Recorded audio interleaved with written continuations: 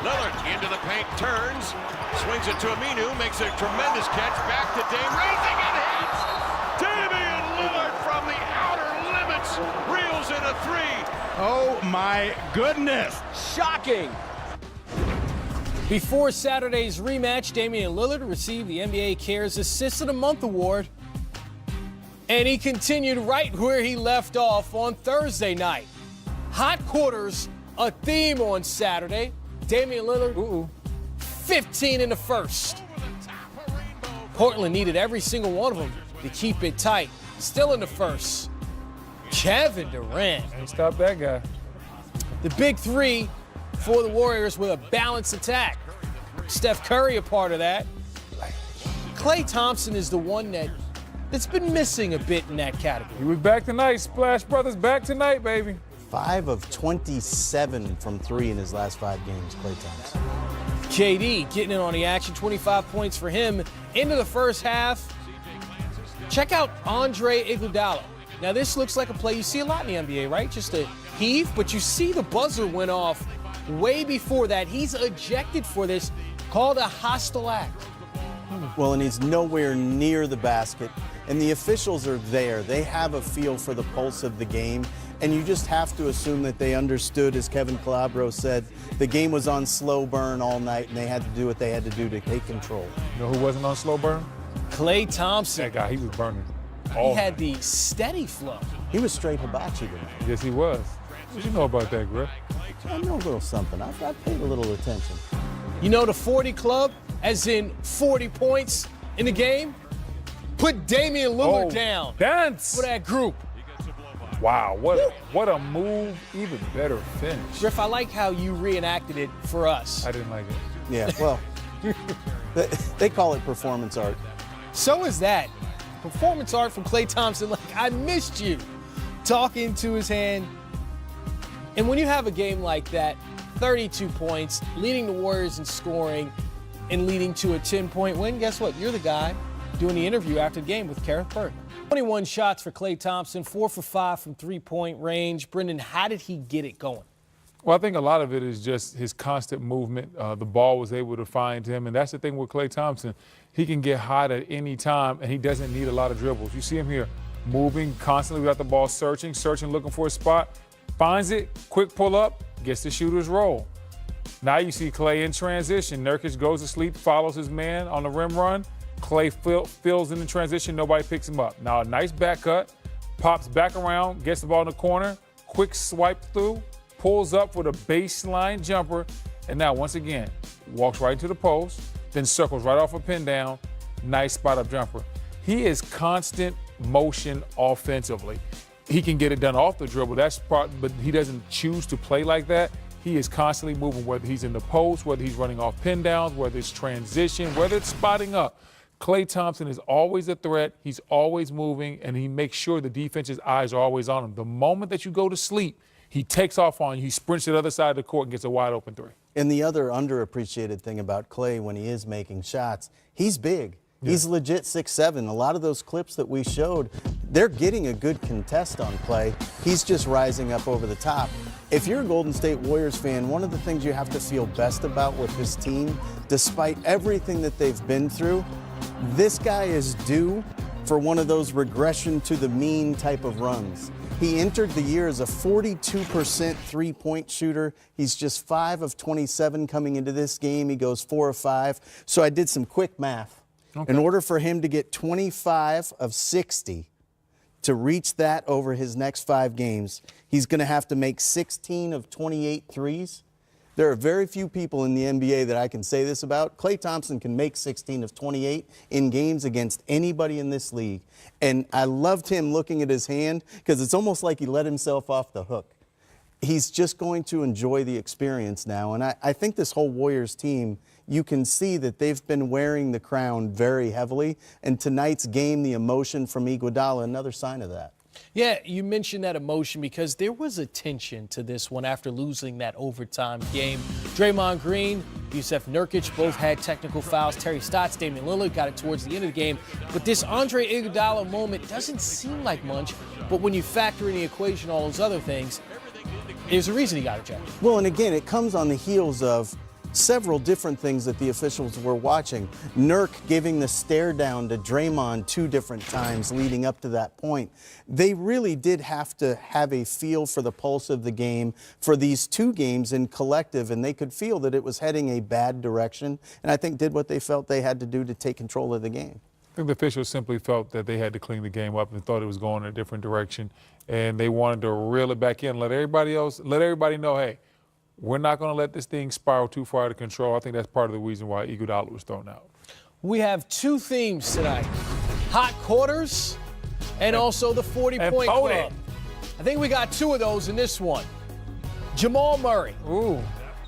So hot he could heat the Suns up. All right, I see what you did there. How many he ended up with tonight, Chris? A career high 9 3-pointers. And that's how many did he go for, though? 46. All right, now. That's not 50. Hey, don't, he better not go for 50. We said the 40 He better not go for club. 50. Kyrie might jump into the highlight. Stay home, Kyrie. It's not 50. Remember that hot quarters thing? Also the other theme? DeAndre Ayton. Guess how many points he had in the second quarter? You go first, Brennan. 15. What do you think, Griff? 24. I feel like Griff cheated on this particular exam because he got that exactly right. 24 points in the second quarter. That's strong. For the number 1 Was he pick guarded in the on draft. any of them? Who cares? Get it done, big fella. 33 points, 14 rebounds. We move to the fourth quarter, and here's Jamal Murray putting the Nuggets ahead by 16, but we continue our theme of hot quarters. The 2 teams apparently agreed on no rim protection tonight. Whoa, okay. Did he just pull out a Kareem skyhook? Booker More has like- everything in the bag. More like magic on that one, right? Whoever. I didn't know Booker had the skyhook in his game. Well, the fourth quarter belonged to him. 27 points, 8 assists. TJ Warren added 22, and it's a 5-point game, but the Joker not playing games. That's a nice little floater right there to finish him off. 23 points, 8 rebounds, 9 assists, close to a triple-double for Nikola Jokic as the Nuggets hold on to win 122-118. So Jamal Murray being a part of the 40-point club on Saturday, he was incredible. And he's the kind of guy that when he gets it going like that for Denver, he's that scorer that they need to carry that load. Yeah, and I think what happens with Denver, it's not a coincidence that Jokic nearly has the triple-double on the night that Jamal Murray really gets rolling. Because the vast majority of the time, Jokic is setting everyone up. They're relying on his ability to be a playmaker and a passer and cutting Jamal loose to be a scorer, and it works out very well for them. But it's very rare that you'll see Jamal have a big scoring night and Jokic not be the one who's giving him the vast majority of the love. Yeah, the thing about Jamal is that he plays off Jokic incredibly well. And that works for this team because when Jamal and Gary Harris are healthy, they're both more like combo guards, and the Joker has more of the point guard feel. So it's a perfect fit. I don't think Denver could have put it together any better if they tried. And Jamal tonight was absolutely on fire. He has that three-point ability. He can put it on the floor. And then he has that confidence. He has that swagger that allows him to get hot because he believes in himself like no other. Second straight week, we're looking at the Denver Nuggets with the best record in the West. It seems as if through injuries, they're able to play and play at their best. I mean, Paul Millsap, Gary Harris, when you go down the list, I mean, technically Isaiah Thomas or Michael Porter Jr. They're playing through injuries with guys who aren't taking the court or getting hurt during the season and still on top of the West. Yeah, and here we are in Mike Malone's 4th year as the head coach there, and you can tell that what he's attempting to do, although these highlights tonight in the Suns game were not indicative of that, you can tell that what he's trying to do on the defensive end has taken hold as well. They have come light years from where they were at one point. I hate to use that phrase, but they've come so far in the time that Malone has been the coach that you can see it, and specifically in Jokic himself. He was a very poor defender at one time in his career, and he is now, at least analytically, a real lift for that team on that side of the ball. Well, what's interesting is when you mention defense, you think of fourth quarters, 2 names could come to mind. Kevin Garnett and Jimmy Butler had a conversation about why Jimmy wanted to get out of Minnesota. That's very interesting. And James Harden, the leader of that 40-point club for the Houston Rockets against the Pelicans. It's one you saw right here on NBA TV. That's coming up next on Game Time. Post joins us now. Candace, first piece of clarification we need there, the word if is still surrounding John Wall, whether or not he'll elect to have surgery that will end his season. What's the timetable on making that decision?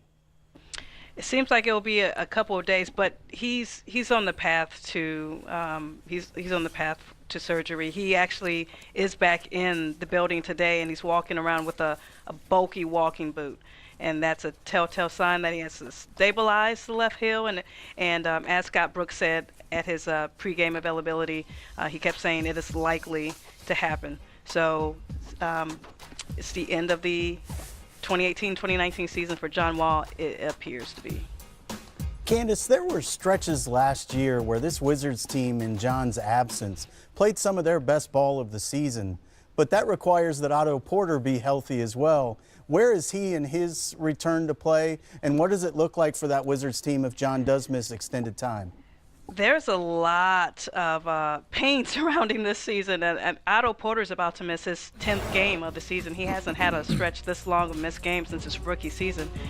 He's dealing with a muscle strain in his quadriceps, and although it seems like he's cleared to play, the Wizards want to have a practice with him before throwing him back out on the court because it has been so long.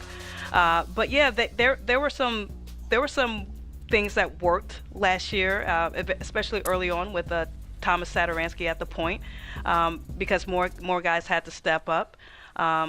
By the end of that 8 weeks, because remember John Wall missed 8 weeks with the left knee debridement last season. By the end of that 8 weeks, they were slowing down.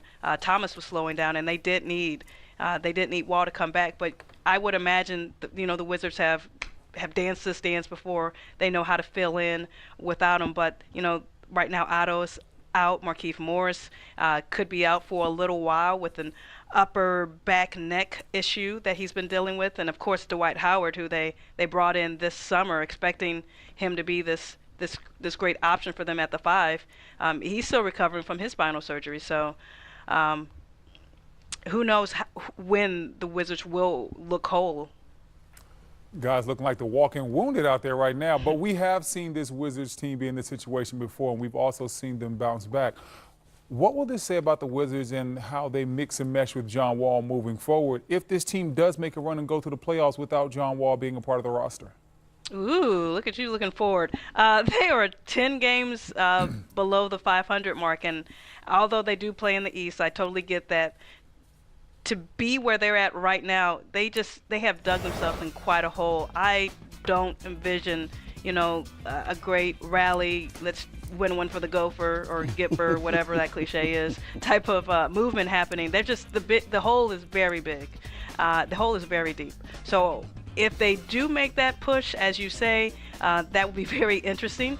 But they are locked to John Wall, and John Wall is locked to them, especially considering next year when that Supermax contract comes back. So no matter what happens this year, playoffs or not, John Wall will be back, and he'll be here for the long term into his 30s. So something will have to be figured out between now and then. Well, Brad's been carrying a load in December, playing almost 40 minutes a night, averaging 26, 6, and 6. Has there been any discussion as far as Scott Brooks saying, like, we have to lighten the load on Brad before we have an issue with him? Yeah, that has to happen. And Scott Brooks is a big believer that it's not just the game minutes. He believes that, shortening their time in practices and shoot around and things that we don't get a chance to see, that will help him along. But still, Brad had to do a lot last year in the absence of John Wall. Although they had Thomas Satoransky filling in at the point guard, Brad had to play make. He had to, create for himself. And we saw a little bit of a preview of that last night in the fourth quarter. It was basically the Bulls versus Brad Beal, and he couldn't beat the Bulls by himself. And moving forward, he's going to need some help, and he will be playing a lot of minutes. I totally see that happening, but there's got to be somewhere or somebody on this roster to kind of be his Robin. Candace Buckner, appreciate your time. Thank you for your insight from the Washington Post. Thank you. Anytime. Thank you. All right, Griff, let's start with you, because if you're a GM like Ernie Grunfeld, there's a lot that you have to handle with this team and trying to figure out where you're going. So let's start with John Wall. Next year, that Supermax kicks in. 4 years, $170 million. This will be the second season in which his year comes to an end early. How much of his albatross is that on this roster now, seeing what John has been through the last 2 years? Well, it's worse of an albatross if you don't have him take care of it now and if you don't get in front of it. The timeline that you've seen sort of rumored out there of 6 to 8 months of return to play would indicate that the injury is actually a spur on the Achilles insertion of his heel. And that's a significant issue. And in order to repair that and have him come back properly, you need to give him as much time as possible. So I think doing this now and getting in front of it is a big part of protecting the asset value you have in the contract. But even if he's healthy, if the team's not playing well and they're 10 games below 500, it's not a contract you feel good about. But they absolutely have to protect the asset value they have now and let him take as long as it takes to get right. Brendan, last year without John Wall, this team was 20-21. So there should be some sort of optimism right now. Candace didn't seem like she had that for the team. Is it just because of where they're at now? And if John is out for the rest of the season, it's not like he's coming back. I think it's because the situation is different. Last year, a lot of those other guys we talked about were healthy. Otto Porter was healthy. Kelly Oubre was a part of that team. And so when you see where this team is now, with Austin Rivers being shipped out, Kelly Oubre being traded, injuries to Dwight Howard and many others on this roster, it's hard to say whether they're going to be able to make a move because, yeah, they made that move last year, and Satoransky was able to do some things as far as kicking the ball ahead to guys like Otto and Beal and letting them eat. Instead of dominating the way John Wall plays. But this year, I'm not sure if they have the depth to do that or make that run. But it will be telling how this team bounces back and how they respond. Because if they do make this type of run, there's going to be a lot of whispers and a lot of people saying, hey, what should we do about that contract? And the fact of the matter is, everybody in D.C., you're stuck with it. Well, in a weird sort of way, that would actually make it worse for Ernie and for Tommy Shepard. If they go on a great run in the absence of John Wall, now that number really does look like an albatross. And what I think is fascinating is for stretches last year, and we talked to Candace about it, this team looked as good as they looked all year. And Otto Porter, while he was healthy, was also much more ball dominant. They went to him, they asked him to make plays for other people, and he responded. So the number he's on sort of requires that he be asked to carry more of a load. So you can make Otto look more valuable and more worthy of the number he makes and still be in jeopardy of making John's number look even worse than it does currently. Certainly, I think when the trade deadline comes around, you and I will be sitting here having a discussion if whether or not the Wizards will be buyers or sellers. Can't wait. Buyers? What are they going to buy? They got a whole team full of bad contracts.